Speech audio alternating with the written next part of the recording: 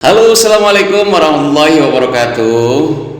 Selamat berjumpa kembali dengan saya, Pak Zahrudin, dari Pelatihan Pajak Brevet AB ZAP Internasional.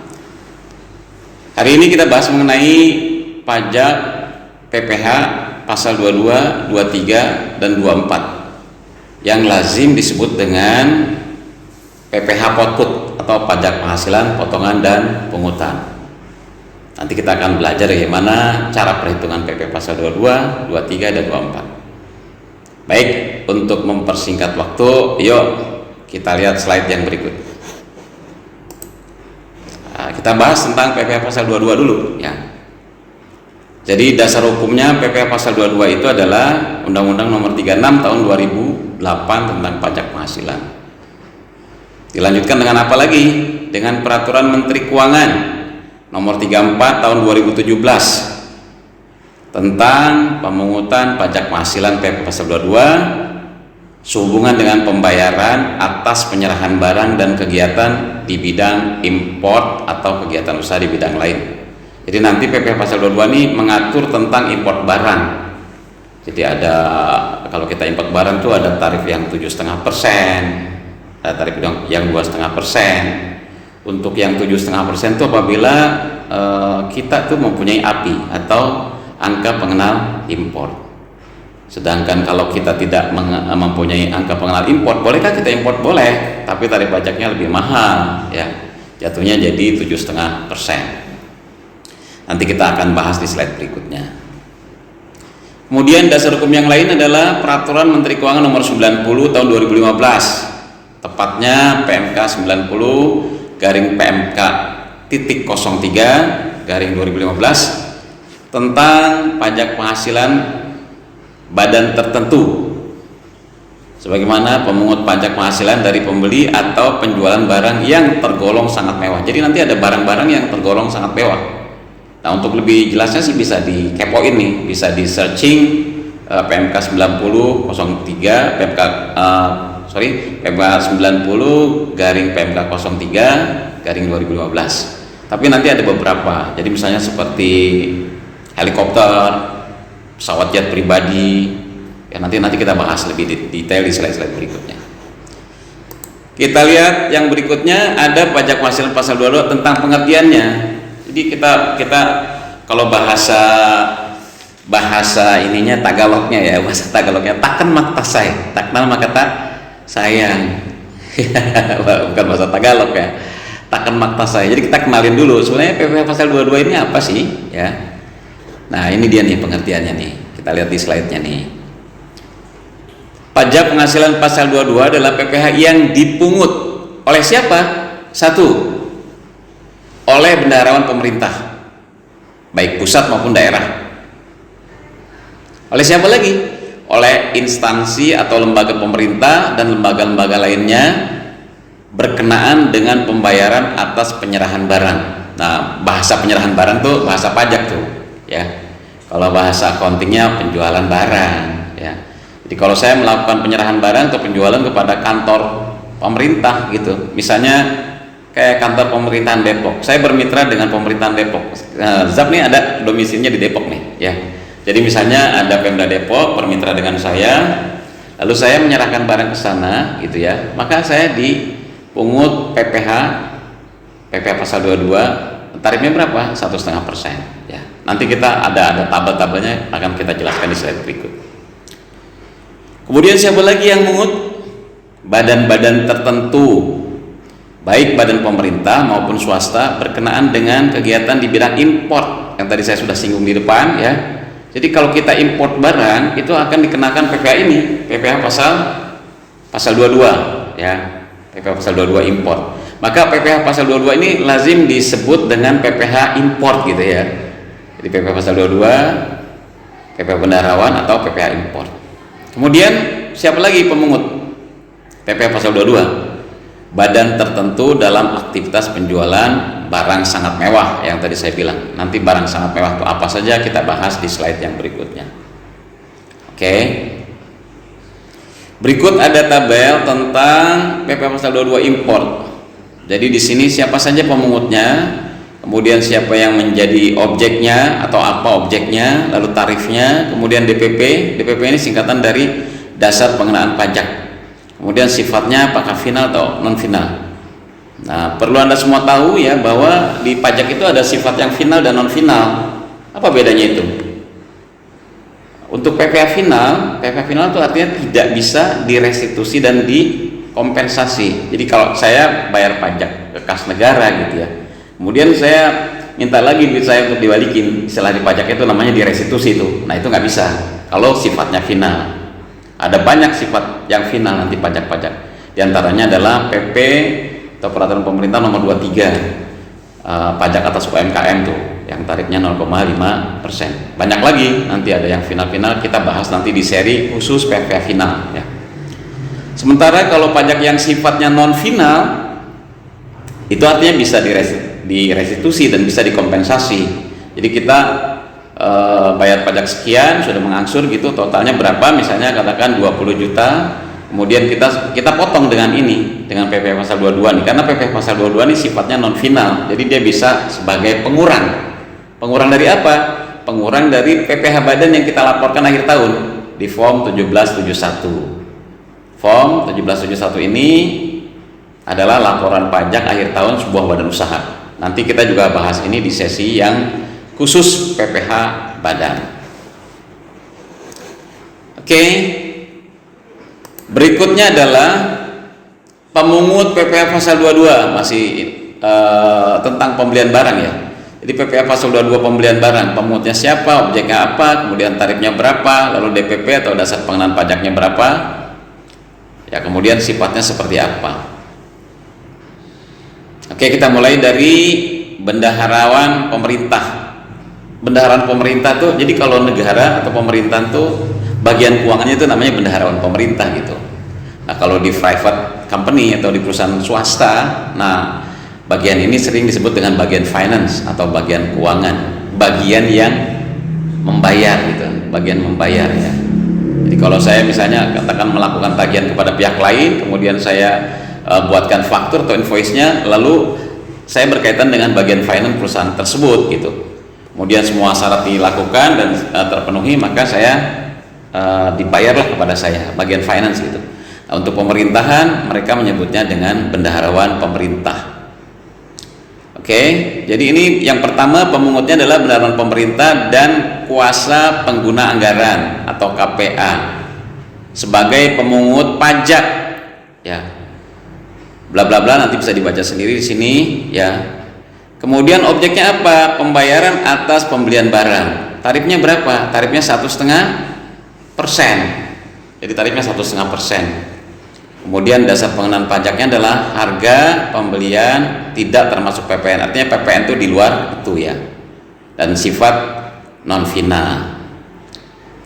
Oke, Sobat Zap, saya pikir slide pertama ini segini dulu ya. Nanti bisa kita lanjutkan di next video.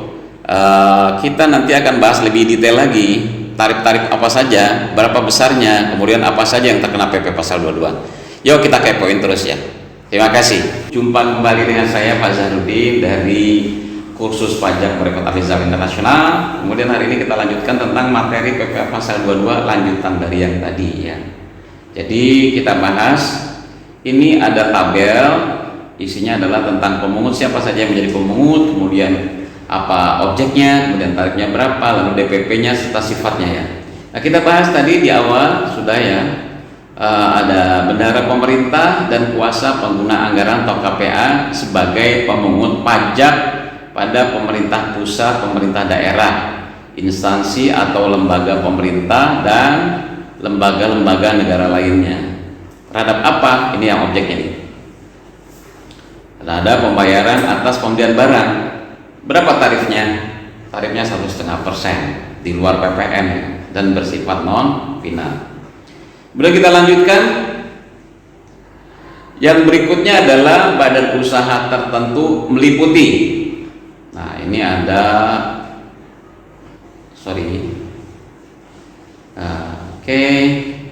badan usaha milik negara yang bukan usaha yang seluruh atau sebagian modalnya dimiliki oleh negara melalui penyertaan secara langsung yang berasal dari kekayaan negara yang dipisahkan. Jadi BUMN itu badan usaha milik negara. Apa contohnya badan usaha milik negara? Ini banyak lah, seperti listrik tuh, ada namanya PLN, perusahaan listrik negara. Kemudian ada PT Telkom ya, di bidang telekomunikasi. Kemudian ada PT Kereta Api Indonesia atau PT KAI ya, dan banyak lagi yang lain ya. Tarifnya berapa? Tarifnya 1,5% juga.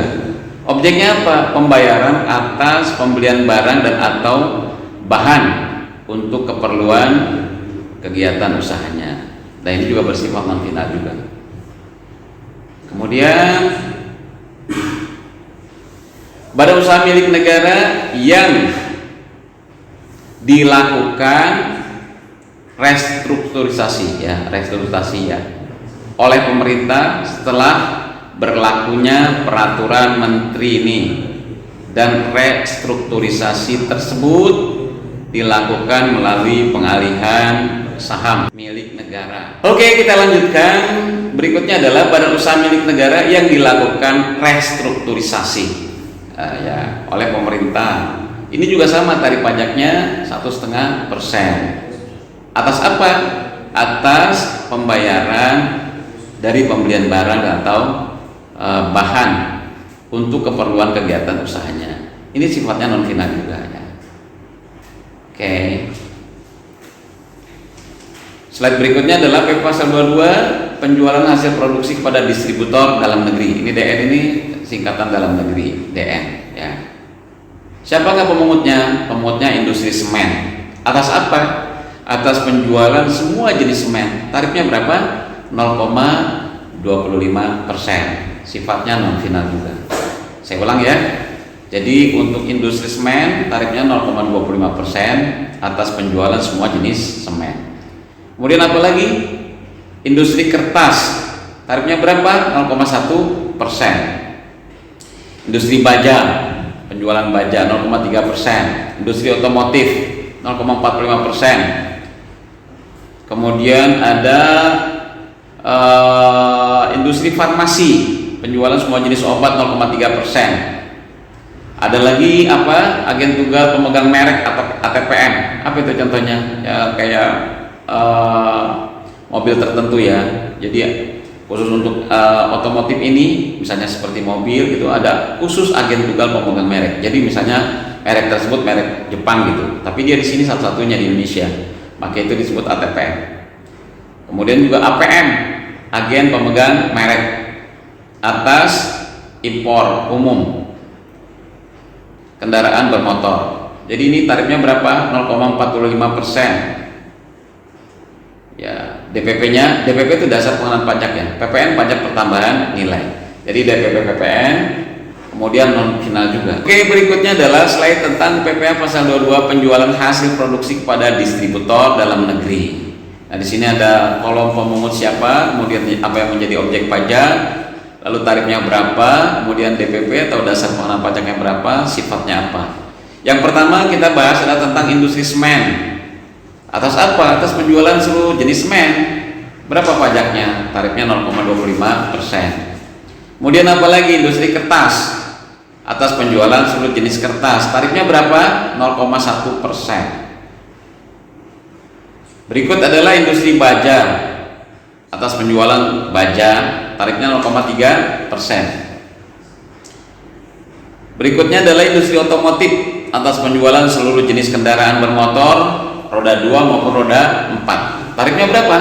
Tarifnya adalah 0,45%. Lalu industri farmasi atas semua jenis obat ya 0,3%. ATPM dan APM.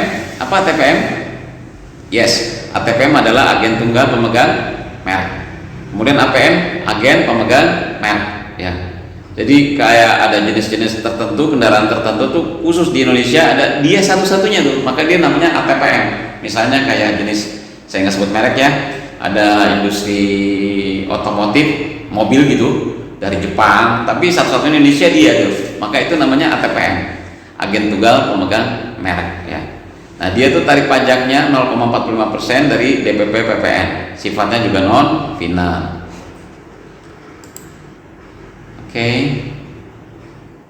Nah, ini yang tadi saya sudah singgung di sebelumnya nih, slide sebelumnya. Jadi ada PPh pasal 22 tentang penjualan barang sangat mewah. Apa saja yang termasuk kategori barang sangat mewah? Ini dia nih, ada detail-detailnya nih. Nah, ini pemungutnya adalah wajib pajak badan yang melakukan penjualan barang yang tergolong sangat mewah. Jadi misalnya saya menjual itu gitu ya, barang yang sangat mewah kena pajak ini, saya yang dipungut. Jadi orang yang jual. Objeknya adalah pesawat terbang pribadi dan helikopter pribadi. Itu mewah itu. Di Indonesia apakah ada? Banyak, orang kaya di Indonesia tuh banyak ya. Ada yang punya helikopter pribadi, ada yang punya pesawat jet pribadi ya. Kapal pesiar dan sejenisnya ya. Rumah beserta tanahnya dengan harga jual atau harga pengalihannya lebih dari 5 miliar. Wes, kalau di atas 5 miliar nih kena PPh ini ya. Atau luas bangunan lebih dari 400 meter persegi. Nah, itu nih kena nih. Tarifnya berapa? Tinggi juga nah, 5%. 5%. Lalu apa lagi? Apartemen, kondominium dan sejenisnya. Dengan harga jual atau pengalihannya lebih dari 5 miliar rupiah. Atau luas bangunan lebih dari 150 meter persegi. Ada di Indonesia banyak. Di Indonesia tuh banyak sultan-sultan ya. Nah, ini nih nggak ngerti nih dia, kalau dia ngerti pajak ini dia ekspos lagi nggak tuh mobilnya tuh, mobilnya, rumahnya ya, itu sebenarnya objek pajak itu, jangan main-main tuh ya. Oke ya, nah itu selebihnya bisa dibaca sendiri nih slide ini nih ya. Kemudian kita masuk ke slide berikutnya. Nah, ini ada pengecualian pemungutan PPh pasal 22, artinya yang tidak terkena PPh pasal 22 atas apa? Nah, ini dia nih. 1. Atas import barang dan atau penyerahan barang yang bersifat final berdasarkan ketentuan peraturan perundang-undangan tidak terutang PPh. Pengecualian tersebut hanya dinyatakan dengan surat keterangan bebas PPh final yang diterbitkan oleh Dirjen Pajak. Yes. Ya. Kemudian yang kedua, import barang-barang yang dibebaskan dari bea masuk. Antara lain adalah dari kawasan berikat. Jadi di Indonesia itu ada namanya kawasan berikat, KBN, kawasan berikat Nusantara. Dan FT. FT itu apa? Entrepot, produksi untuk tujuan ekspor. Jadi kalau kita barangnya dengan tujuan ekspor tuh, itu tidak dikenakan PPh ini. Kenapa begitu? Tujuannya adalah untuk menggairahkan ekspor gitu ya. Jadi untuk menggairahkan ekspor. PPN juga kalau untuk ekspor tuh nggak kena PPN. Sebagaimana dimaksud dalam pasal 6 ayat pasal 6 dan pasal 7 PP atau Peraturan Pemerintah nomor 26 tahun 88, Jo Peraturan Pemerintah nomor 2 tahun 73. Apalagi berupa kiriman hadiah dan untuk tujuan keilmuan. Oke, saya pikir slide ini atau materi yang saya sampaikan ini sudah cukup dulu. Nanti kita akan sambung ke materi yang berikutnya. Saya pikir ada hal-hal yang lebih seru lagi nanti, karena kita akan tahu bagaimana cara perhitungan atau mekanisme perhitungan PPh pasal 22. Kita keep terus ya, sampai di sini dulu. Oke, kita lanjut lagi ya. Ini ada pembayaran yang masih pengecualian pemungutan. Jadi yang tidak termasuk kategori PPh pasal 22 tuh ya. Jadi tadi kan ada import barang atau jasa, penyerahan barang jasa yang bersifat final. Kemudian juga ada barang-barang yang dibebaskan dari bea masuk. Kemudian yang berikutnya adalah pembayaran yang dilakukan oleh bendahara pemerintah dan kuasa pengguna anggaran. Itu masih koma tuh. Ini bahasa undang-undang nih ya. Kemudian bendahara pengeluaran, kuasa pengguna anggaran atau pejabat penerbit surat perintah membayar yang jumlahnya paling banyak 2 juta rupiah dan tidak merupakan pembayaran yang terputus-putus. Artinya 2 juta tuh hanya 2 juta gitu full, tidak misalnya 2 juta terdiri dari 1 juta, 200.000, 300.000 itu namanya terputus-putus atau terpecah-pecah gitu ya. Jadi dia nih bulat ya. Kemudian apa lagi? Pembayaran yang dilakukan oleh badan usaha milik negara dan badan tertentu yang dimiliki secara langsung oleh BUMN, badan usaha milik negara, yang jumlahnya paling banyak 10 juta rupiah dan tidak merupakan pembayaran yang terpecah-pecah gitu. Jadi sama kayak tadi itu, dia bulat adanya, tidak bisa begini. 10 juta tuh terdiri dari 1 juta, 2 juta, 3 juta sehingga jumlahnya 10 juta, bukan itu maksudnya ya. Nah, itu dia dibebaskan dari pemungutan PPh pasal 22. Kemudian berikutnya pembayaran untuk pembelian bahan bakar minyak. Nah, minyak goreng ini lagi langka, minyak goreng ya. Saya jadi ingat minyak goreng nih ya. Kemudian pembayaran listrik, gas, air minum, PDAM. PDAM itu perusahaan air minum dalam negeri gitu, kayak gitu-gitulah ya. Kemudian benda-benda pos dan telepon itu juga terbebas dari dari pemungutan PPh pasal 22. Yang berikut sekarang kita belajar tentang bagaimana tata cara pemungutan, penyetoran dan pelaporan PPh-nya gitu. Jadi tadi kan kita udah bicara tuh apa objek pajaknya, kemudian siapa pemungutnya, lalu tarifnya berapa dan sifatnya apa gitu. Nah, sekarang caranya itu gimana? Ini yang terpenting ya. Nanti ketika kita praktek ngisi PPh SPT PPh pasal 22 nih ya, laporan PPh pasal 22 gitu, nanti kita akan tahu lebih pasti gitu ya. Yang pertama atas import yang dilakukan dengan laporan kelengkapan pemeriksaan atau LKP PPh pasal 22 disetor oleh importir ke bank devisa dengan menggunakan formulir SSE atau e-billing yang berlaku sebagai bukti pemungutan. Jadi kalau saya sebagai importir, saya sebagai importir, kemudian saya punya laporan kelengkapan pemeriksaan, jadi ada datanya lengkap begitu, dan saya punya izin khusus itu ya. Maka siapa yang motong? Yang motong itu saya. Ya, saya bukan motong nih, yang mungut ya. Jadi yang mungut. Jadi atas impor dilengkapi dengan laporan kelengkapan pemeriksaan, disetor oleh importir. Jadi importir ternyetor kemana? Ke bank devisa. Jadi kalau kita mau impor barang itu kan kita melalui bank devisa ya, gitu ya. Formulirnya tuh SSE namanya, surat setoran elektronik atau e-billing pembayaran. Kemudian yang berikutnya, impor tidak dilengkapi LKP. Nah, kalau LKP-nya nggak ada, saya impor barang, tapi saya nggak ada LKP gitu. Siapa yang nyetor dan siapa yang mengut? Langsung oleh DJBC, Direktorat Jenderal Bea dan Cukai. Paham ya? Jadi kalau ada LKP, yang nyetor itu adalah importir ke bank devisa. Kalau tidak ada LKP tadi apa? Laporan kelengkapan pemeriksaan gitu. Jadi kalau kita impor barang, ekspor barang itu semua tuh data-data tuh dilengkapi tuh. Kalau dulu namanya PIUT dulu, pemberitahuan impor untuk dipakai. Kalau sekarang tuh namanya PIB, pemberitahuan impor barang. Kalau kita ekspor PEB, pemberitahuan ekspor barang. Nah, kalau data LKP-nya lengkap semua, siapa yang menyetorkan? Sekali lagi ya, yang menyetorkan adalah importir ke bank devisa. Tapi kalau kita tidak ada LKP-nya, langsung dipungut oleh DJBC. Ya, DJBC apa? Direktorat Jenderal Bea dan Cukai. Oke. Yang berikutnya adalah Dirjen Bea dan Cukai wajib menerbitkan bukti pemungutan PPh pasal 22 atas dalam rangkap 3. Jadi si DJBC ini menerbitkan bukti pemungutan PPh pasal 22 ini rangkap 3. Lembar pertama untuk pembeli. Jadi yang asli itu biasa itu, lembar pertama itu asli untuk pembeli. Yang kedua, lembar kedua untuk disampaikan kepada Dirjen Pajak sebagai lampiran laporan bulanan. Jadi si Dirjen Pajak pun dapat itu satu ya. Lembar ketiga untuk arsip pemungut pajak yang bersangkutan. Jadi kalau kita dipungut, kita mesti punya arsipnya tuh ya. Kemudian kalau kita membeli, kita harus minta tuh. Kita membeli barang yang kena objek pasal 22, kita mesti minta filenya tuh. Sebagai apa? Sebagai lampiran, justru yang asli itu malahan.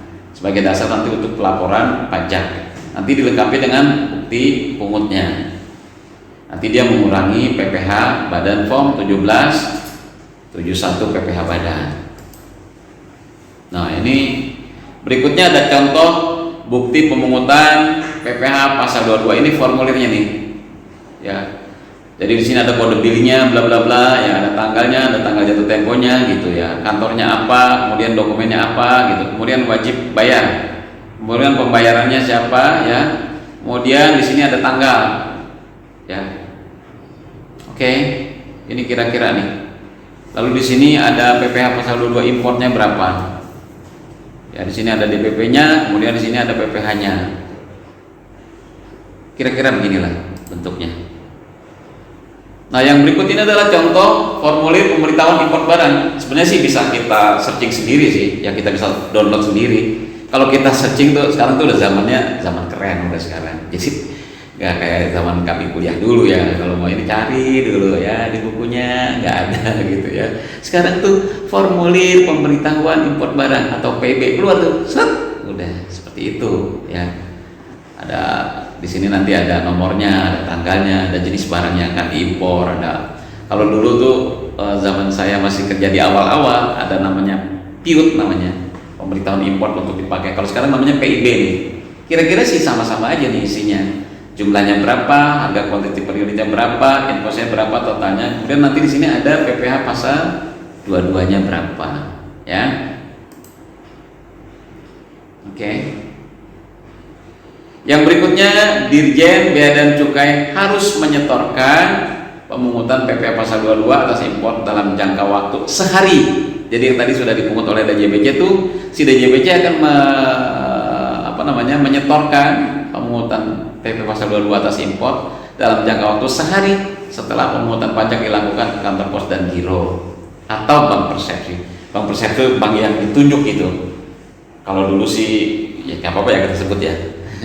Bank Mandiri biasanya bisa ya. Atau bank-bank yang lain saya juga biasanya ini anak-anak aja nih yang saya suruh langsung nyetorin. Biasanya mereka tahu lah. Yang pasti bisa sih pos dan giro pasti bisa. Ya. Dan harus melaporkan hasil pemungutannya tersebut ke kantor pelayanan pajak serta secara mingguan selambat-lambatnya 7 hari setelah batas waktu penyetoran pajak berakhir ya. Oke. Berikutnya Dirjen Anggaran, bendaharawan pemerintah pusat dan daerah, BUMN, BUMD harus memungut dan menyetorkan pemungutan PPh pasal 22 ke kantor pos dan giro atau bank persepsi pada hari yang sama yang telah ini salah saya tadi ulang saya ini barisnya nih ketukar nih. Lanjut aja ya. Oke, ntar kita tinggal kata aja ya. Oke, Dirjen Anggaran, bendaharawan pemerintah pusat dan daerah, badan usaha milik negara, badan usaha milik daerah harus memungut dan menyetorkan pemungutan PPh atau pajak penghasilan 22 ke kantor pos dan giro atau bank persepsi pada hari yang sama dengan pelaksanaan pembayaran. Jadi pas begitu dibayar setor sekalian gitu, nggak usah ditunda-tunda dengan menggunakan formulir SSP. Nah dulu nih SSP, sekarang SSE namanya, SSE ya, surat setoran elektronik yang telah diisi oleh dan atas nama rekanan serta ditandatangani oleh bendaharawan. SSE berlaku sebagai bukti pungutan pajak. Pelaporan harus disampaikan selambat-lambatnya 14 hari setelah masa pajak berakhir. Jadi masa pajak berakhirnya itu misalnya katakan tanggal 30, tanggal 31 ya. Nah, 14 hari, 2 minggu setelah itu paling lambat sudah harus disetorkan. Ya. Dan itu jangan lupa, kalau kita yang dipungut gitu, kita harus minta bukti potongnya atau bukti pungutnya gitu. Ya. Supaya apa? Sebagai dasar untuk mengurangi PPh badan yang akan kita setorkan pada akhir tahun yang form 1771. Oke Sobat Zahab, kita lanjutkan lagi pembahasan kita mengenai PPh pasal 22 ya. Nah berikut ini ada ilustrasi pemungutan, penyetoran dan pelaporan PPh pasal 22. Ini diilustrasikan di sini adalah PT ABC, bukan nama sesungguhnya ya. Jadi boleh PTX, boleh PTA, boleh PTB, boleh PTC. Nah di sini PT ABC. Dia menerbitkan invoice, si PT ABC ini menerbitkan invoice itu faktur ya, dan faktur penjualan dengan melampiri atau melampirkan SSP pasal 22 dan SSE masa PPN. Jadi dia nagih kepada siapa? Kepada kementerian, sebuah kementerian gitu. Nilai tagihannya berapa? Nilai tagihannya sebesar 1 miliar rupiah, belum termasuk PPN ya.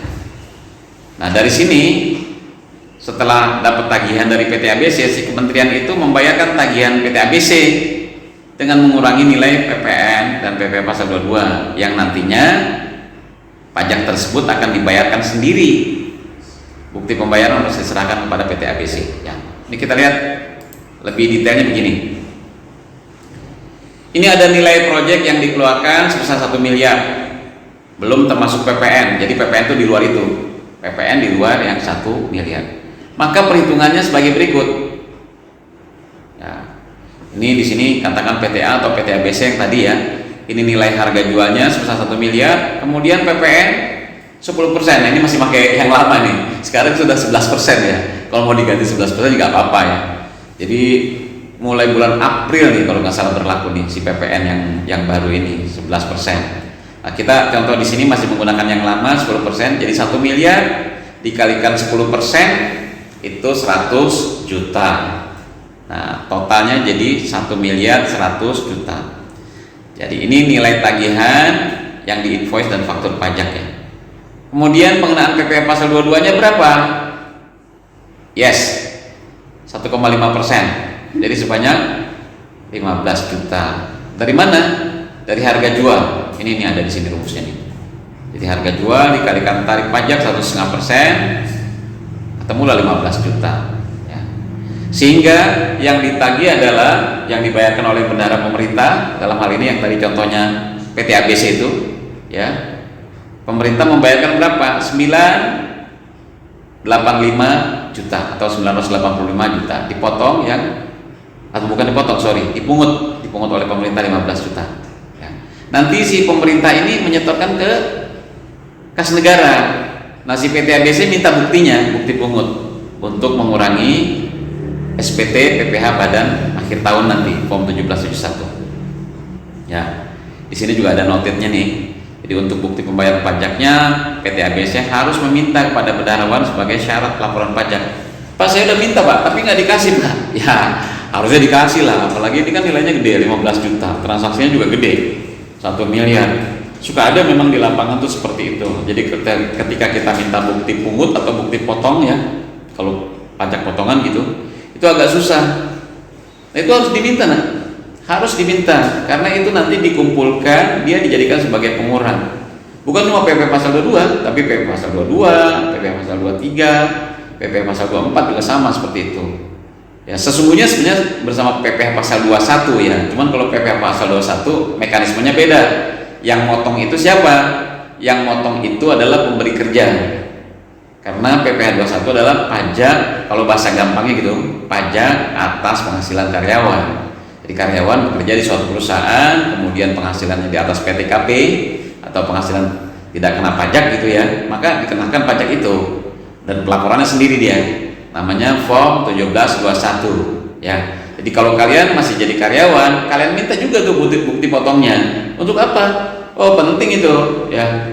Kita mau kredit apartemen, mau beli tanah, beli mobil, suka diminta tuh.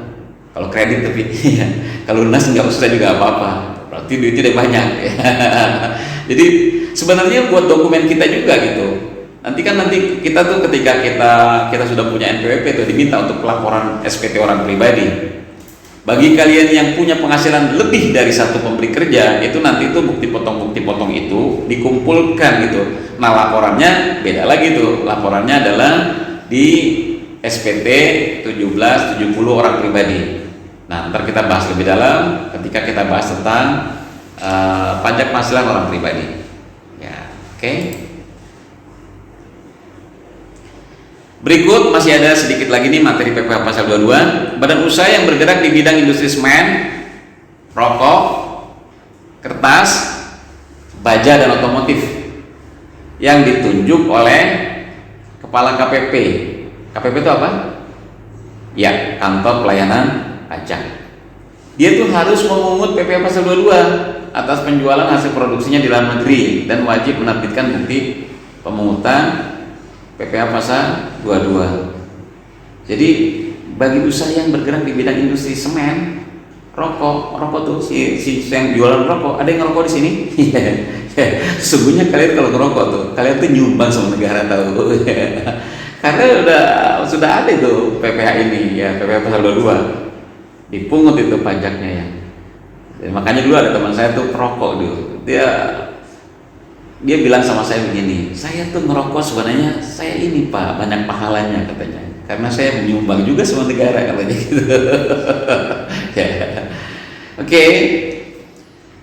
Sedikit lagi ya. Ada badan usaha tersebut harus menyetor secara kolektif pemungutan PPh pasal 22 selambat-lambatnya tanggal 10 bulan takwim. Jadi setorannya itu tanggal 10 bulan berikutnya. Ya. Sekarang kita terjadi nih transaksi di bulan Februari, maka tanggal 10 Maret itu sudah harus disetorkan. Pelaporannya kapan? Pelaporannya itu tanggal 20 bulan berikutnya. Jadi kalau transaksi terjadi pada bulan Februari, maka setornya itu tanggal 10 bulan Maret paling lambat. Oke, lapornya paling lambat tanggal 20 bulan Maret. Boleh nggak Pak tanggal 1? Ya boleh, itu namanya rajin ya. Boleh nggak tanggal 5? Ya boleh.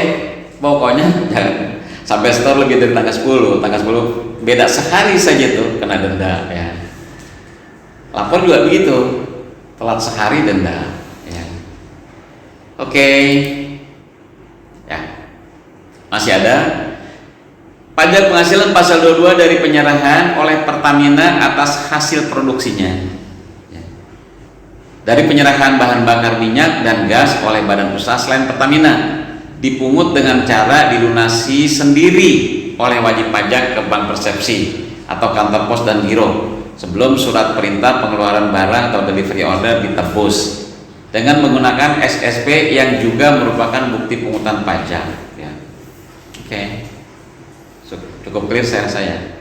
Pelaporan dilakukan dengan cara menyampaikan SPT masa selambat-lambatnya 20 hari. Nah, yang tadi saya bilang, jadi kalau store paling lambat tanggal 10 bulan berikutnya, lapor paling lambat tanggal 20 bulan berikutnya. Bolehkah tanggal 1, 2, 3? Boleh, itu namanya orang baik ya. Karena tanggal 1 udah lapor. Dalam kenyataannya kita agak susah juga nah. Agak susah juga kita lapor tepat waktu begitu ya.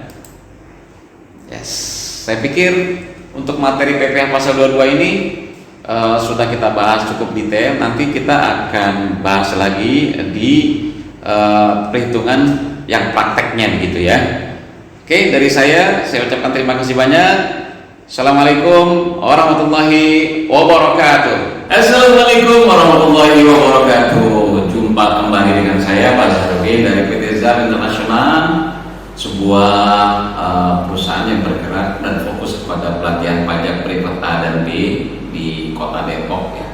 Alhamdulillah pada siang hari ini saya dalam keadaan sehat, dan hari ini kita akan menyampaikan atau saya akan menyampaikan tentang materi PPh atau pajak penghasilan pasal 23. Nah, apa saja itu PPh pasal 23? Bagaimana perhitungan tarifnya? Kemudian bagaimana cara kita memotongnya akan kita bahas tuntas di slide ini ya. Oke. Yang pertama kita ngomongin tentang dasar hukumnya. Apa yang menjadi dasar hukum dari pengenaan pajak penghasilan pasal 23? Nah, ini dia. Jadi ini Undang-Undang Nomor 36 Tahun 2008 tentang pajak penghasilan. Jadi seluruh pajak penghasilan itu dasarnya adalah ini. Ini udah terakhir yang dirubah nih ya.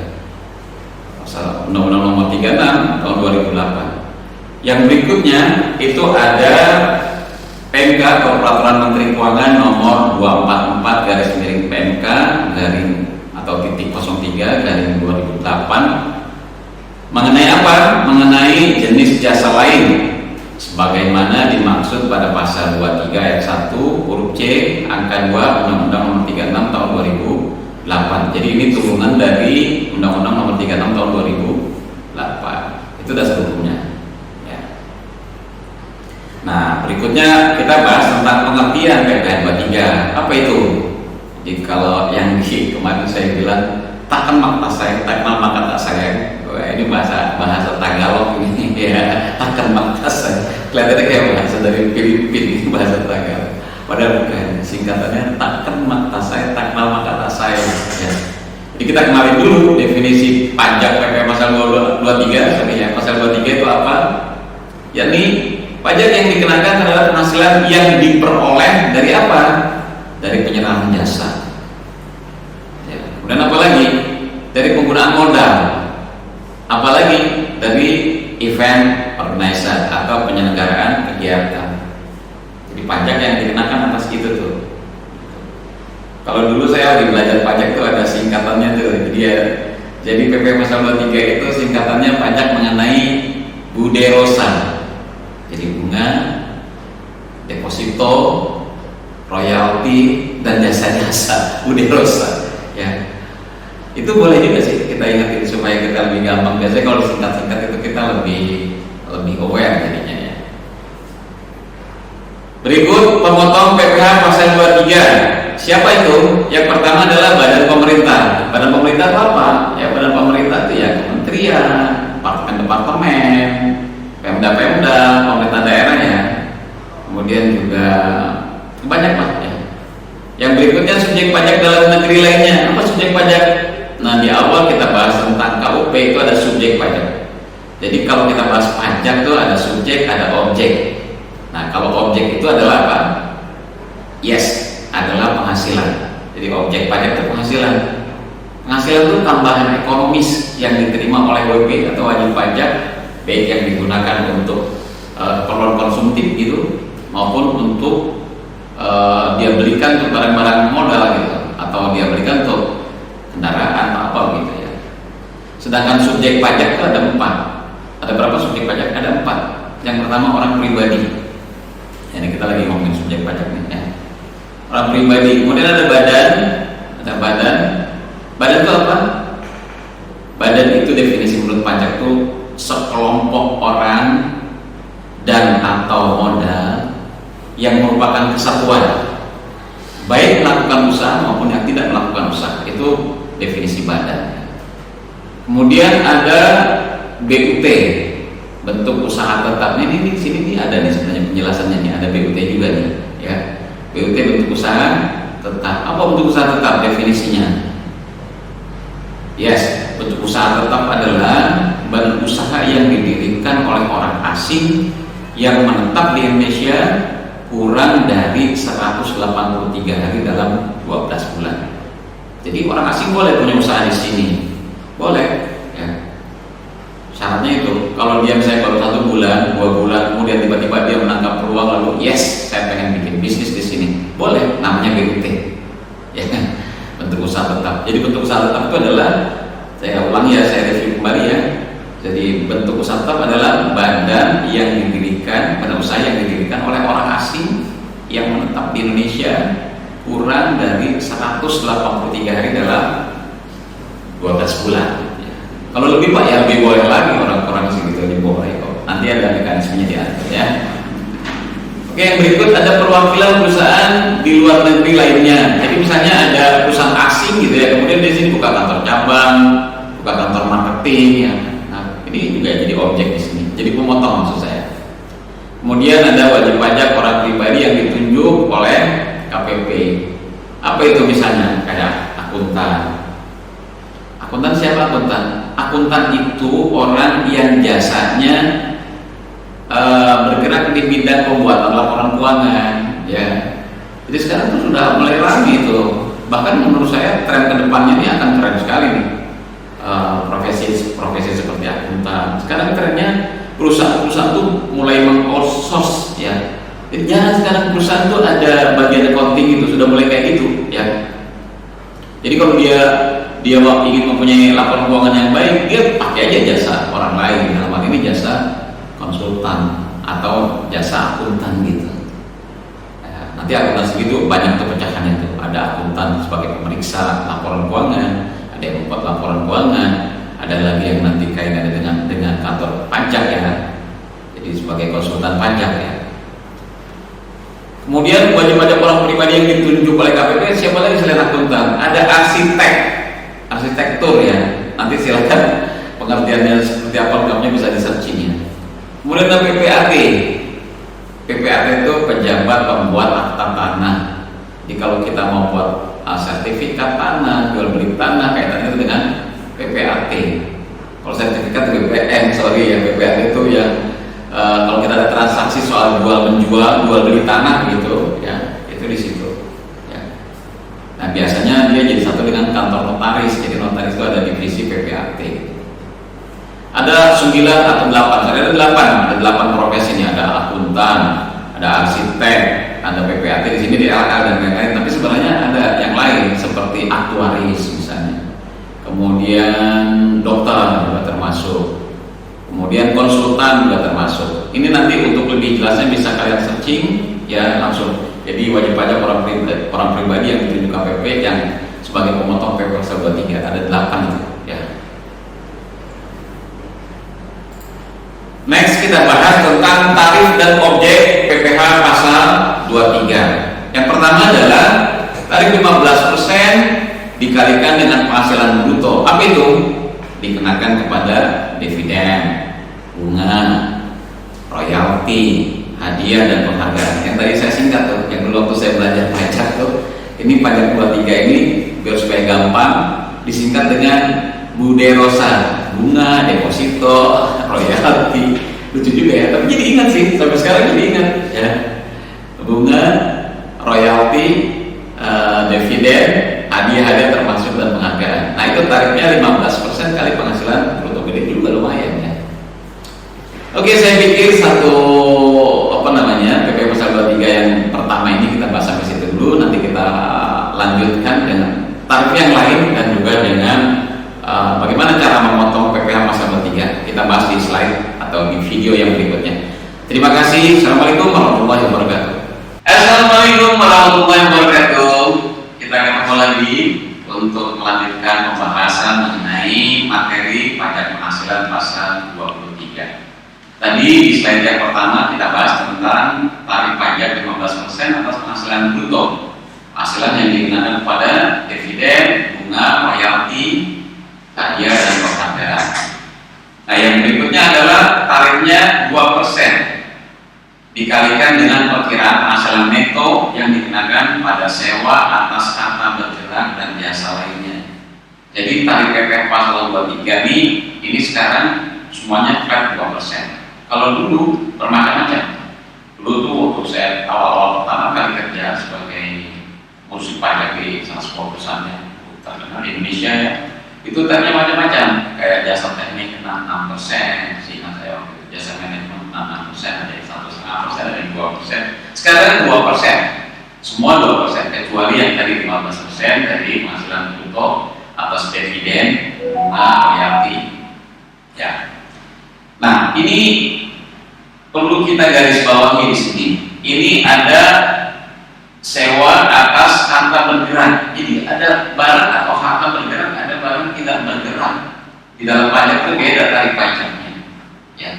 Kalau untuk barang-barang bergerak yang dimaksud di sini seperti sewa menyewa kendaraan, seperti dump truck misalnya, kemudian forklift, kendaraan-kendaraan apa tuh yang suka buat pekerjaan aspal segala macam kayak gitu. Kalau kita sewa menyewa itu kena tarif 2%. Ya. Karena apa? Karena termasuk kategori barang bergerak. Ada lagi penyewaan atas barang yang tidak bergerak seperti tanah dan atau bangunan. Gitu. Jadi kalau untuk sewa menyewa atas tanah atau bangunan itu kenanya bukan PPh 23, tapi kenanya PPh pasal 4 ayat 2 PPh final. Nah itu sifatnya final. Final itu artinya tidak bisa diminta kembali atau direstitusi dan tidak bisa dikompensasi dengan masa pajak berikutnya. Jadi dia kena di 10, tarifnya besar 10%. Jadi kalau misalnya ada si A punya tanah, kemudian saya setuju untuk saya sewa, saya tanya sama si A berapa disewakan setahun. Misalnya dia bilang 100 juta Pak, lalu saya clear, saya pajaknya itu adalah 10% dari total transaksi. 10 juta, 100 juta berarti 10 juta, 10% dari 100 juta. Oke. Dalam hal wajib pajak yang menerima penghasilan tersebut tidak memiliki NPWP, jadi kalau nggak ada NPWP maka bisa ditarik potongan lebih tinggi 100%. Jadi 100% kali 2% sehingga totalnya adalah 4%. Baik, kita lihat slide berikutnya. Ini adalah detail dari yang tadi saya sebutkan di muka, jadi pajak penghasilan, atas dividen dan bunga. Ini ada uraian, ada tabel, di sini ada jenis penghasilan, ada pengenaan pajaknya, ada penghitungannya, kemudian ada penerimaannya. Yang pertama, ini ada dividen, pengenaan pajak yang bukan objek pajak. Ini tidak ada, jadi ada dividen yang bukan objek, ada yang objek gitu maksudnya. Ya. Yang mana yang bukan objek kan kepada koperasi, BUMN, BUMD. BUMN itu badan usaha milik negara. PT di sini singkatan PT Persewaan Terbatas. Ya. Kemudian BUMD itu badan usaha milik daerah dengan syarat tertentu, nanti ini dia ada detail-detailnya gitu ya. Ini bisa disearching juga. Kemudian dividen yang dikenakan PPh pasal 23 15% kali jumlah bruto itu dari WP dalam negeri. WP ini wajib pajak dalam negeri. Kemudian ada lagi kalau WP-nya luar negeri, dia kenakannya 20% final. Jadi kalau ada orang asing kemudian punya penghasilan Indonesia, itu kena PPh 20% tarifnya. Misalnya ada pemain bola, siapa pemain bola? Makan Konate misalnya, pemain Persija ya.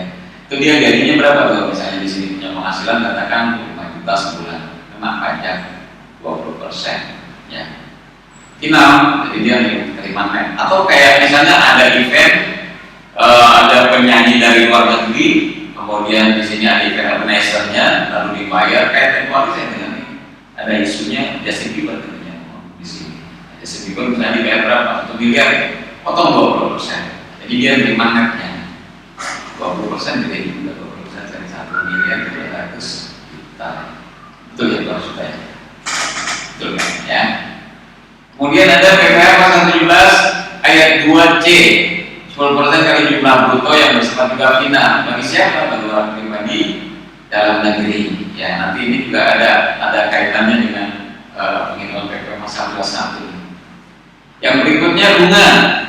Ada yang bunga objek yang dikenakan kepada perusahaan reksadana atas bunga obligasi itu tidak kena PPh pasal 23. Ya.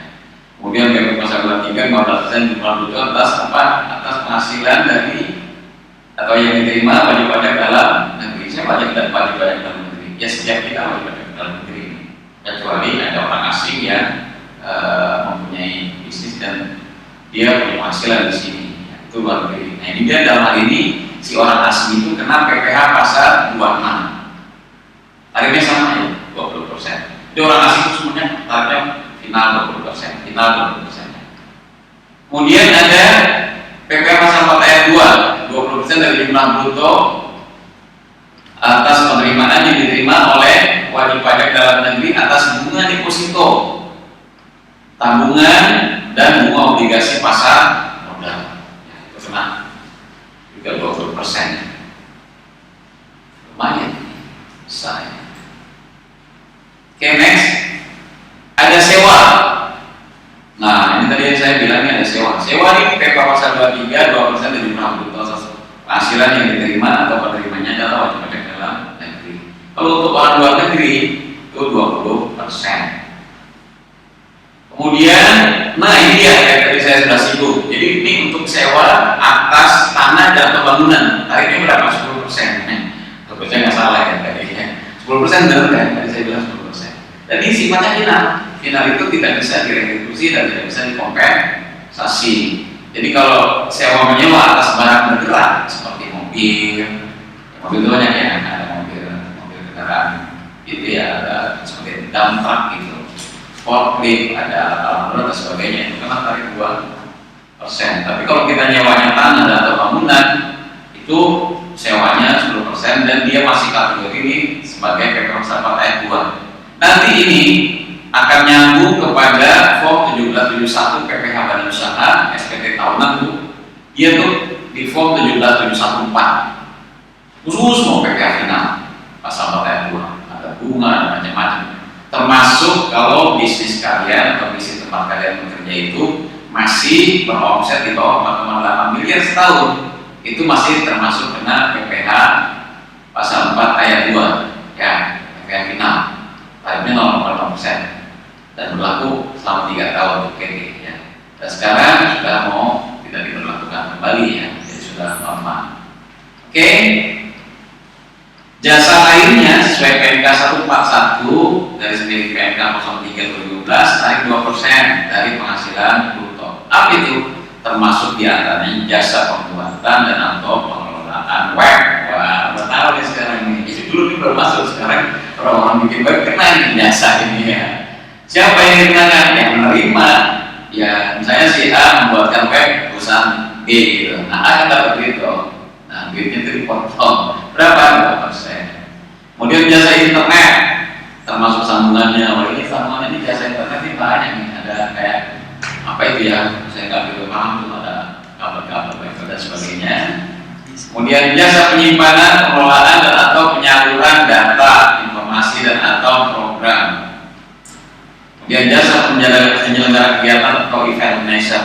Jadi kalau kita jadi panitia, kita datangin artis siapa yang tadi saya bilang, kita tuh juga sebagai pemotong tuh, dan penghasilan kita juga dipotong juga. Jasa apa? Jasa kebersihan atau cleaning service, ini dikenai. Kemudian jasa percetakan atau penerbitan. Oke, saya pikir ini materi slide 2 ya, mudah-mudahan ada manfaatnya. Terima kasih. Assalamualaikum warahmatullahi wabarakatuh. Baik, saya terangkan di slide berikutnya adalah PPh pasal 23 atas jasa angkutan. Jadi jasa angkutan ini kena PPh pasal 23 juga. Sekarang kita kelanjutannya apa? Yang termasuk sebagai ini ada alat sewa alat angkutan darat objek pemotongan PP pasal 23 sebagai berikut. 1. Sewa kendaraan angkutan umum seperti bus, minibus, taksi yang disewakan ya. Jadi ini termasuk ya. Kemudian sewa kendaraan milik perusahaan persewaan mobil, perusahaan bus wisata, wajib pajak orang pribadi atau badan yang bukan kendaraan umum, itu juga termasuk. Kemudian sewa kendaraan berupa truk, mobil derek, taksi milik orang pribadi atau perusahaan yang dicharter oleh perusahaan angkutan. Jadi ini tentang sewa menyewa ini kalau ini kan jelas nih hubungannya dengan pihak lain. Saya pernah ketika saya masih aktif sebagai karyawan begitu, saya pernah bekerja di perusahaan yang cukup ternama di Indonesia. Itu ada, jadi ini grup perusahaan. Kemudian ada satu PTA katakan begitu, kemudian meminjam mobil dari PTB milik kendaraan PTB itu. Ini satu grup nih, itu kenal PPh-nya, PPh bertiga. Ada satu grup ya, tapi beda NPWP. Satu grup beda NPWP, beda badan hukum. Jadi PTA badan hukumnya sendiri, PTB badan hukumnya sendiri. Tapi dalam satu grup, nah itu aja kenal gimana kalau dengan pihak yang lain. Baik, yang berikutnya kita bahas mengenai yang bukan objek PPh atas jasa angkutan darat. Ini kita bacakan, yang termasuk sebagai jasa angkutan darat tetapi bukan merupakan objek PPh pasal 23. 1. Jasa taksi yang disewa sesuai dengan tarif kargo. Nah, jadi kalau misalnya ada argonya itu, dia itu bukan objek. 2. Jasa angkutan barang dari tempat pengiriman ke tempat tujuan berdasarkan kontrak, jadi dia ada kontraknya, itu juga bukan. Yang ketiga, jasa angkutan kereta api yang dilakukan oleh PT KAI, PT Kereta Api Indonesia. Oke. Nah, sekarang kita bahas tentang kapan saat letaknya, dan bagaimana mekanisme penyetoran dan pelaporannya. Nah, ini kita bahas. Jadi di PPh pasal 23 ini kita terlalu lebar ya. Sungguhnya yang lebar ya, banyak materi-materi yang menyentuh. Tapi kita di sini kita kompres demikian rupa, kita bikin summary-nya gitu sehingga lebih mudah dipahami. Adapun pengembangannya silahkan dicari di searching supaya lebih luas lagi pengetahuan pajaknya. Oke, sekarang kita bahas tentang saat terutang penyetoran dan pelaporan. Nah, pada saat terutangnya adalah pada saat akhir bulan dilakukannya pembayaran. Kemudian disetor paling lambat tanggal 10 setelah masa pajak dilakukan pemotongan terakhir. Setor ya, jadi setor itu paling lambat tanggal 10. Laporan ke KPP paling lambat tanggal 20 masa pajak berikutnya ya. Yang memotong wajib memberi tanda bukti pemotongan kepada orang pribadi atau badan yang terterbitkan. Ini. Jadi ketika kita misalnya katakan sekarang kita ada di posisi bulan April, ya. Kemudian ada salah satu dari penghasilan kita yang menjadi objek dari PPh pasal 23. Nah, periode April ini paling lambat harus disetor itu tanggal 10 bulan Mei. Jadi bulan berikutnya gitu. Bolehkah kita setor tanggal 1 ya? Boleh. Itu keren. Bolehkah tanggal 2? Boleh. Yang penting di bawah tanggal 10 atau maksimal tanggal 10. Gimana Pak? Kalau lebih dari tanggal 10 denda, ya. Ada denda administratif nanti itu, ya. Nah, kalau lapornya boleh maksimal tanggal 20 bulan berikutnya. Jadi misalnya kejadian PP Pasar 23 di tempat kita bekerja itu karena kan kita berada di posisi bulan April. Nah, kita wajib store paling lambat tanggal 10 bulan Mei, kemudian wajib lapor paling lambat tanggal 20 bulan Mei. Bolehkah kita sekalian store dan lapor? Boleh. Ya, nggak apa-apa, itu bagus. Baik, yang berikutnya adalah pengecualian pajak penghasilan pasar 23. Jadi pengecualian yang dikecualikan artinya ya. Satu, penghasilan yang terutang pada bank. Dua, sewa yang dibayarkan seperti sewa guna usaha dengan hak opsi. Apa ini? Sewa guna usaha dengan hak opsi. Jadi sewa guna usaha dengan hak opsi ini bahasa pajak nih. Kalau bahasa bisnisnya itu leasing ya. Jadi kalau kita beli mobil atau kita beli rumah, ya sesungguhnya kalau misalnya kalau kita beli rumah 1 miliar, lalu kita kasih DP berapa? 100 juta misalnya. Kemudian setelah deal akan rumahnya sudah jadi, bolehkah kita berpanen? Boleh, tapi kita punya utang dong. Nah, secara hukumnya itu kita sebenarnya belum milik kita karena belum lunas, jadi kita masih sewa. Ya, begitupun kita beli kendaraan, beli mobil, beli sepeda motor, tapi dengan cara kredit gitu ya. Nah, itu penghasilannya itu tidak boleh dimasukkan ke dalam PPh Pasar 23. Berikut bunga yang dibayarkan koperasi kurang dari 240.000 per bulan. Ya, itu sudah jelas ya. Kemudian dividen atau bagian laba yang diterima perseroan terbatas sebagai wajib pajak dalam negeri dari penyertaan modal pada badan usaha yang berkedudukan di Indonesia ini sudah cukup jelas. Dan lainnya sesuai dengan peraturan perundang-undangan. Ya.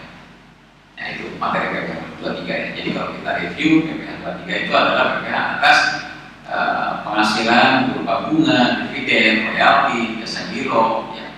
Kemudian jasa banyak ya, ada banyak. Nah, jasa sewa menyewa tadi, kalau jasa sewa menyewa itu ada 2 model lagi, ada jasa sewa barang bergerak, ada sewa menyewa barang tidak bergerak. Nah, untuk barang-barang yang bergerak seperti sewa mobil, sewa kendaraan lain, truk misalnya, dan truk ya, dan lain sebagainya, itu kena tarif 2% dan bisa dikompensasi atau diperhitungkan dengan masa pajak berikutnya. Kalau lebih banyak juga nanti dia bisa dikompensasikan atau diperhitungkan dengan SPT PPh pasal PPh badan pasal 2529 POP 1771. Jadi nanti dia ada khusus tuh. Nah, itu dia berfungsi untuk mengurangi PPh badan yang harus dibayarkan. Ya. Jadi kita sudah membayar PPh pasal 23 ini berapa yang dipotong oleh pihak lain, 22 berapa yang dipungut oleh pihak lain, dan seterusnya ya, sehingga itu mengurangi PPh badan yang harus kita bayarkan. Kemudian sewa menyewa untuk barang-barang yang bergerak tadi tidak 2%, yang tidak bergerak seperti sewa tanah atau bangunan, ya, sewa tanah atau bangunan itu kena tarif PPh final pasal 4 ayat 2, kemudian tarifnya berapa? 10%. Oke, saya pikir ini materi PPh pasal 23 yang cukup menarik. Nanti bagaimana mekanisme pemotongannya akan dibahas di slide dan prakteknya. Terima kasih banyak. Assalamualaikum warahmatullahi wabarakatuh.